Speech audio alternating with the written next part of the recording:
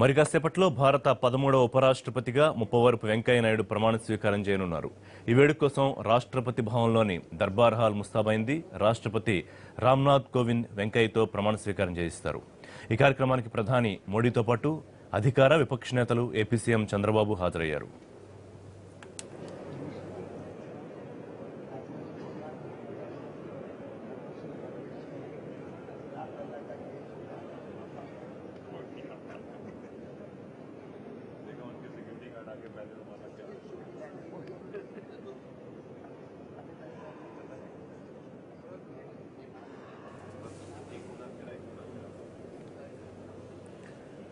మరి కాసేపట్లో భారత 13వ ఉపరాష్ట్రపతిగా వెంకయ్య నాయుడు ప్రమాణ స్వీకారం చేయనున్నారు. వేడుకకు అన్ని ఏర్పాట్లు సిద్ధమయ్యాయి. రాష్ట్రపతి భవన్లోని దర్బార్ హాల్లో ఉపరాష్ట్రపతి ప్రమాణ స్వీకారానికి సర్వం సిద్ధం. రాష్ట్రపతి రామ్నాథ్ కోవింద్ వెంకయ్య నాయుడుతో ప్రమాణ స్వీకారం చేయిస్తారు. ఈ కార్యక్రమానికి ప్రధాని నరేంద్ర మోడీతో పాటు స్పీకర్, అలాగే విపక్ష నేతలు, అధికార పక్ష నేతలు, ఏపీ సీఎం చంద్రబాబు నాయుడు హాజరయ్యారు.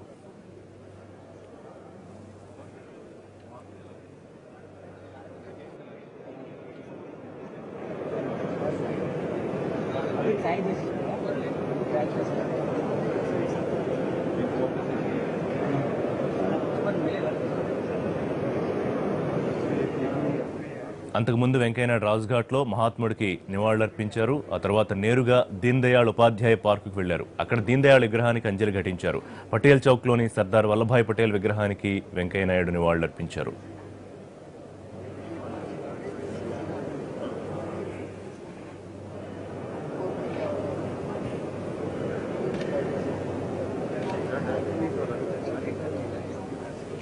ఒకసారి వెంకయ్యనాయుడు రాజకీయ అలాగే జీవన ప్రస్థానం ఎప్పటివరకు ఎలా గడిచిందో ఒకసారి చూద్దాం. నెల్లూరు జిల్లాలోని వెంకటాచలం మండలం చవటపాలెం వెంకయ్యనాయుడు స్వగ్రామం. 1949లో ఓ సామాన్య రైతు కుటుంబంలో 2 ఆడపిల్లల తర్వాత రంగయ్యనాయుడు రమణమ్మలకు 3వ సంతానంగా జన్మించారు వెంకయ్య.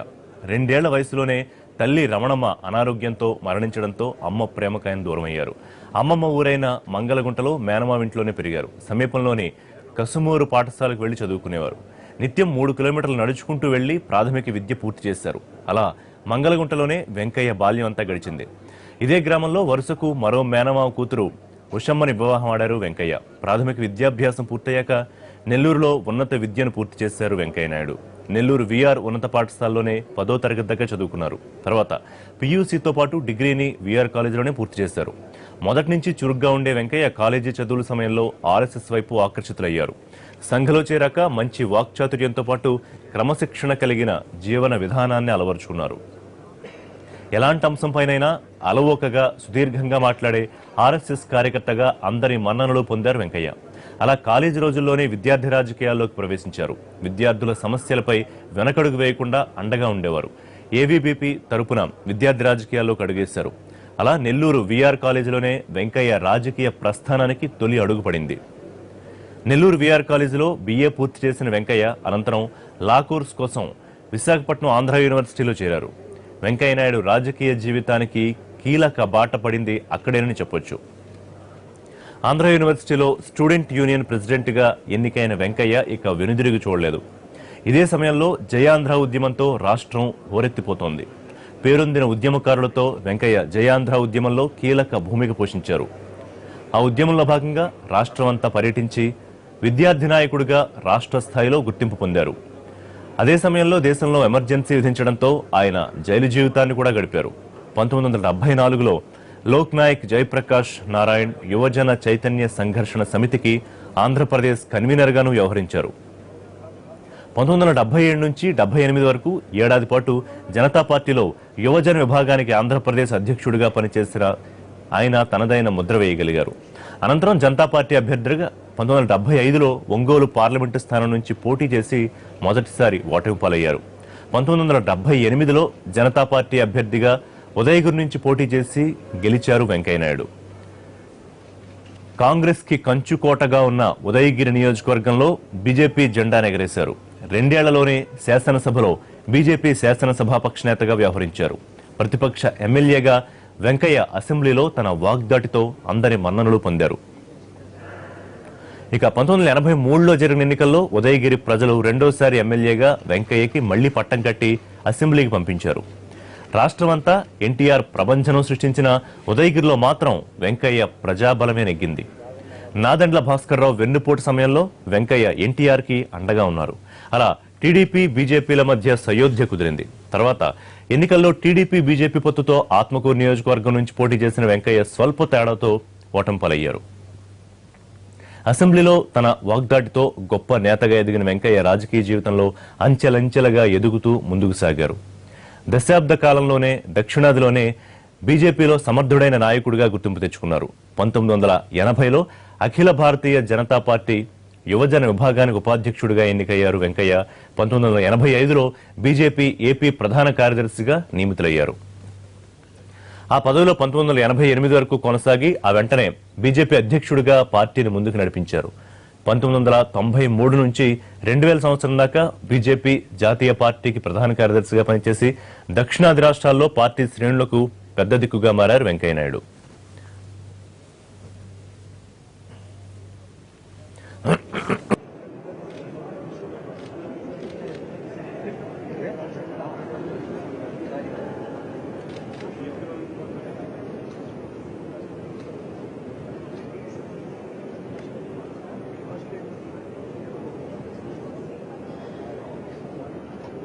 फैसिलिटी है फैसिलिटी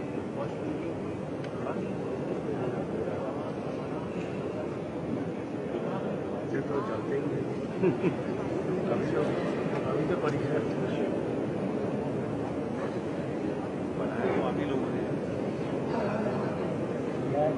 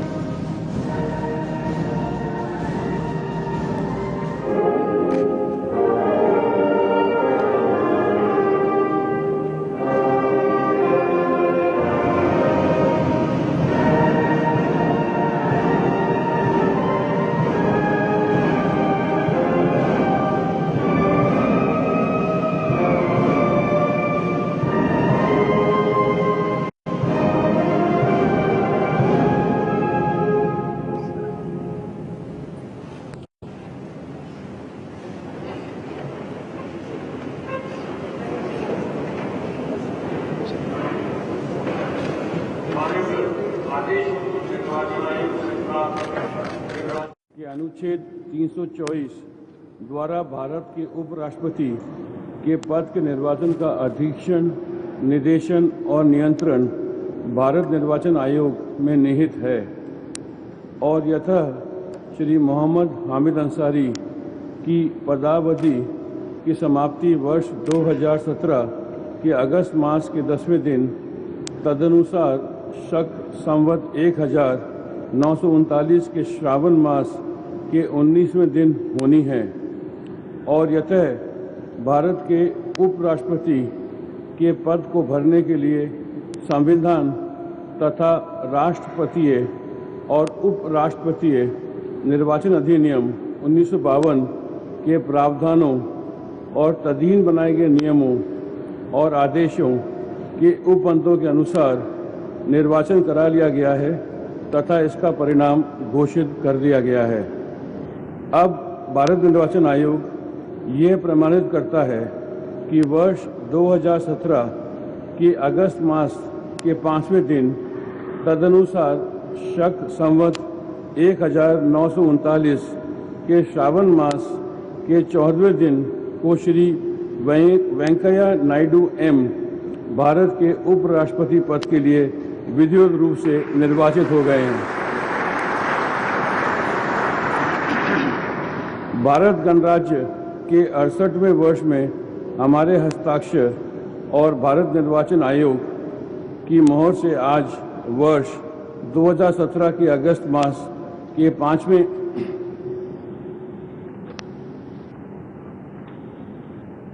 दिन तदनुसार शक संवत 1939 के श्रावण मास के 14वें दिन को जारी किया गया।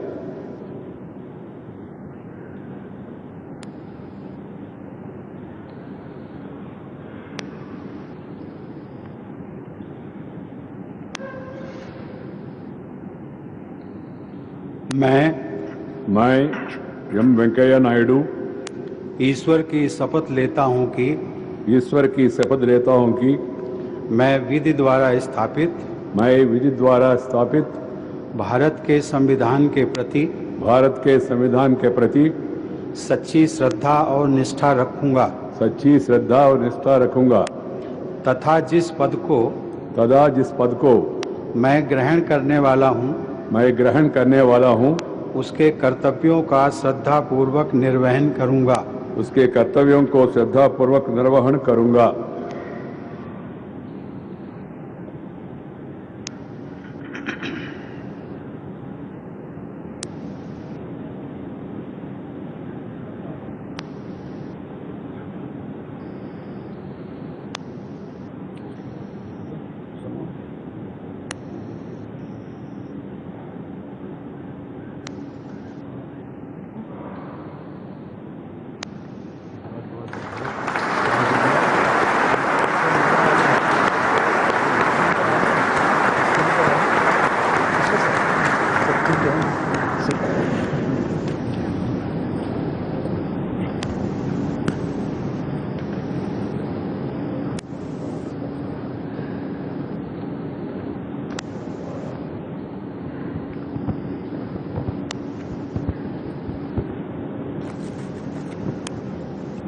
मान्यवर, आपका आदेश हो तो अब समारोह की कार्रवाई समाप्त की जाए।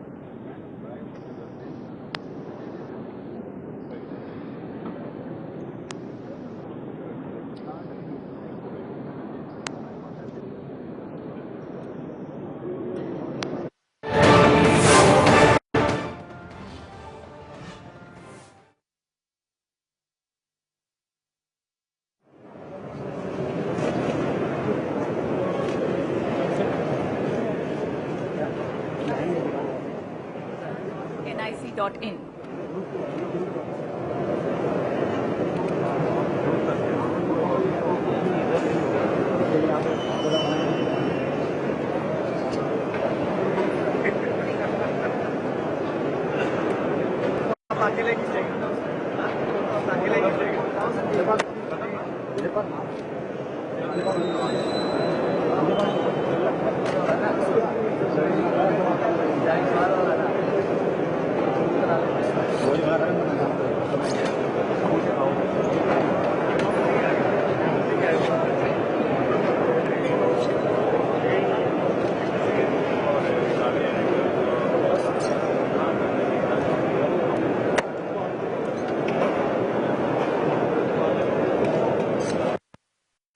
General of India in 1948. The hall also witnessed the assumption of office in January 1950. Today you will also have an opportunity to see the banquet hall.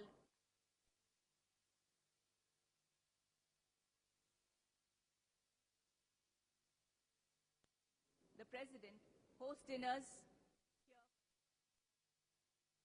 Upper loggia is the lobby that connects the banquet hall.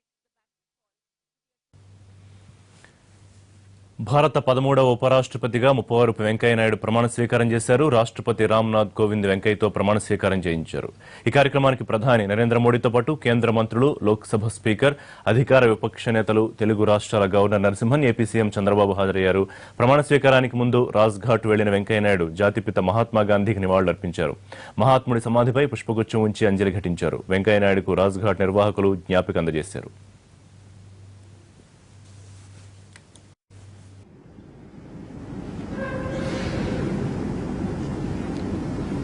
मैं M Venkaiah Naidu ईश्वर की शपथ लेता हूं कि मैं विधि द्वारा स्थापित भारत के संविधान के प्रति सच्ची श्रद्धा और निष्ठा रखूंगा तथा जिस पद को मैं ग्रहण करने वाला हूं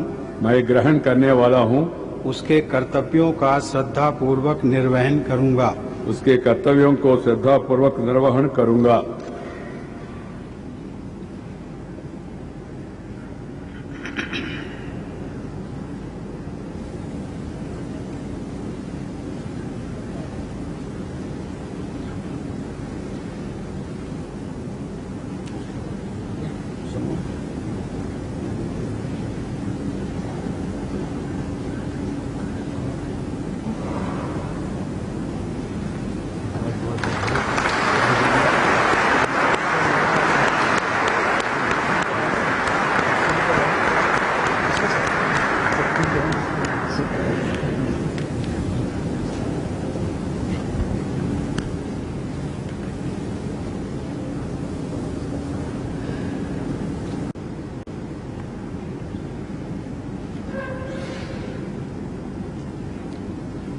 मैं एम वेंकैया नायडू ईश्वर की शपथ लेता हूं कि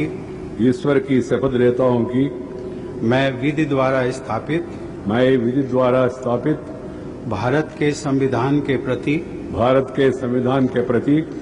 सच्ची श्रद्धा और निष्ठा रखूंगा तथा जिस पद को मैं ग्रहण करने वाला हूं उसके कर्तव्यों का श्रद्धा पूर्वक निर्वहन करूंगा।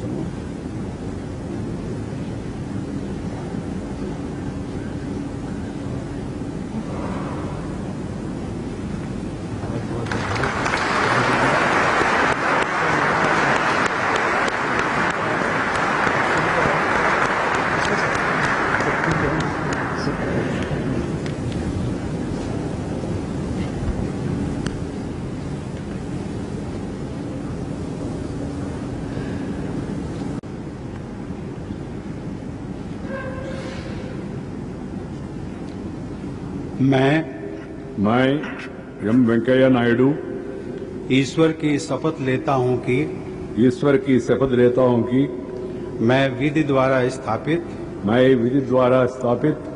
भारत के संविधान के प्रति सच्ची श्रद्धा और निष्ठा रखूंगा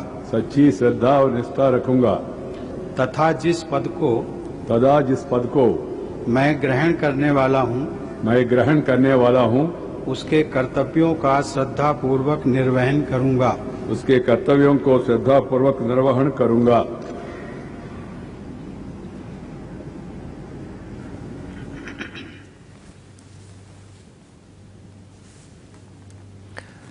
భారత 13వ ఉపరాష్ట్రపతిగా ముప్పవరపు వెంకయ్యనాయుడు ప్రమాణ స్వీకారం చేశారు. రాష్ట్రపతి రామ్నాథ్ కోవింద్ వెంకయ్యతో ప్రమాణం చేయించారు. ఈ కార్యక్రమానికి ప్రధాని నరేంద్ర మోడీతో పాటు కేంద్ర మంత్రులు, లోక్సభ స్పీకర్, అధికార విపక్ష నేతలు, తెలుగు రాష్ట్రాల governor Narasimhan, AP CM Chandrababu హాజరయ్యారు. ప్రమాణ స్వీకారానికి ముందు రాజ్ఘాట్ వెళ్లిన వెంకయ్యనాయుడు జాతిపిత మహాత్మా గాంధీకి నివాళులర్పించారు. మహాత్ముడి సమాధిపై పుష్పగుచ్చం ఉంచి అంజలి ఘటించారు. వెంకయ్యనాయుడుకు రాజ్ఘాట్ నిర్వాహకులు జ్ఞాపిక అందజేశారు. రాజ్ఘాట్లో మహాత్ముడికి నివాళులర్పించిన అనంతరం వెంకయ్యనాయుడు నేరుగా దీన్ దయాళ్ ఉపాధ్యాయ పార్కుకు వెళ్లారు. అక్కడ దీన్ దయాళ్ విగ్రహానికి అంజలి ఘటించారు. పటేల్ చౌక్లోని సర్దార్ వల్లభాయ్ పటేల్ విగ్రహానికి వెంకయ్య నివాళులర్పించారు.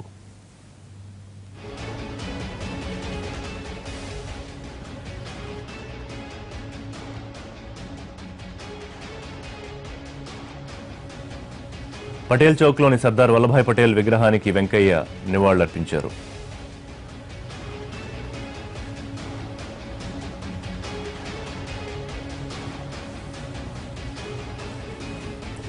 నెల్లూరు జిల్లాలోని వెంకటాచలం మండలం చవటపాలెం వెంకయ్యనాయుడి స్వగ్రామం. 1949లో ఓ సామాన్య రైతు కుటుంబంలో 2 ఆడపిల్లల తరువాత రంగయ్యనాయుడు, రమణమ్మలకు 3వ సంతానంగా జన్మించారు వెంకయ్య. 2 ఏళ్ల వయసులోనే తల్లి రమణమ్మ అనారోగ్యంతో మరణించడంతో అమ్మ ప్రేమకు ఆయన దూరమయ్యారు. అమ్మమ్మ ఊరైన మంగళగుంటలో మేనమావింట్లోనే పెరిగారు. సమీపంలోని కసుమూరు పాఠశాలకు వెళ్లి చదువుకునేవారు. నిత్యం 3 కిలోమీటర్లు నడుచుకుంటూ వెళ్లి ప్రాథమిక విద్య పూర్తి చేశారు. అలా మంగళగుంటలోనే వెంకయ్య బాల్యం అంతా గడిచింది. ఇదే గ్రామంలో వరుసకు మరో మేనమావ కూతురు ఉషమ్మని వివాహం ఆడారు వెంకయ్య. ప్రాథమిక విద్యాభ్యాసం పూర్తయ్యాక నెల్లూరులో ఉన్నత విద్య పూర్తి చేశారు. నెల్లూరు వీఆర్ ఉన్నత పాఠశాలలోనే 10వ తరగతి వరకు చదువుకున్నారు. తర్వాత పీయూసీతో పాటు డిగ్రీని వీఆర్ కాలేజీలోనే పూర్తి చేశారు. మొదటి నుంచి చురుగ్గా ఉండే వెంకయ్య కాలేజీ చదువుల సమయంలో ఆర్ఎస్ఎస్ వైపు ఆకర్షితులయ్యారు. సంఘంలో చేరాక మంచి వాక్చాతుర్యంతో పాటు క్రమశిక్షణ కలిగిన జీవన విధానాన్ని అలవరుచుకున్నారు. ఎలాంటి అంశంపైనన్నా అలవోకగా మాట్లాడే ఆర్ఎస్ఎస్ కార్యకర్తగా అందరి మన్ననలు పొందారు వెంకయ్య. అలా కాలేజీ రోజుల్లోనే విద్యార్థి రాజకీయాల్లోకి ప్రవేశించారు. విద్యార్థుల సమస్యలపై వెనకడుగేయకుండా అండగా నిలిచేవారు. ఏబీవీపీ తరపున విద్యార్థి రాజకీయాల్లోకి అడుగేశారు. అలా నెల్లూరు వీఆర్ కాలేజీలోనే వెంకయ్య రాజకీయ ప్రస్థానానికి తొలి అడుగు పడింది. నెల్లూరు వీఆర్ కాలేజీలో బీఏ పూర్తి చేసిన వెంకయ్య అనంతరం లా కోర్సు కోసం విశాఖపట్నం ఆంధ్ర యూనివర్సిటీలో చేరారు. వెంకయ్యనాయుడు రాజకీయ జీవితానికి కీలక మలుపు అక్కడే పడిందని చెప్పొచ్చు. ఆంధ్ర యూనివర్సిటీలో స్టూడెంట్ యూనియన్ ప్రెసిడెంట్గా ఎన్నికైన వెంకయ్య ఇక వెనుదిరిగి చూడలేదు. ఇదే సమయంలో జయాంధ్ర ఉద్యమంతో రాష్ట్రం హోరెత్తిపోతోంది. పేరొందిన ఉద్యమకారులతో వెంకయ్య జయాంధ్ర ఉద్యమంలో కీలక భూమిక పోషించారు. ఆ ఉద్యమంలో భాగంగా రాష్ట్రమంతా పర్యటించి విద్యార్థి నాయకుడిగా రాష్ట్ర స్థాయిలో గుర్తింపు పొందారు. అదే సమయంలో దేశంలో ఎమర్జెన్సీ విధించడంతో ఆయన జైలు జీవితాన్ని కూడా గడిపారు.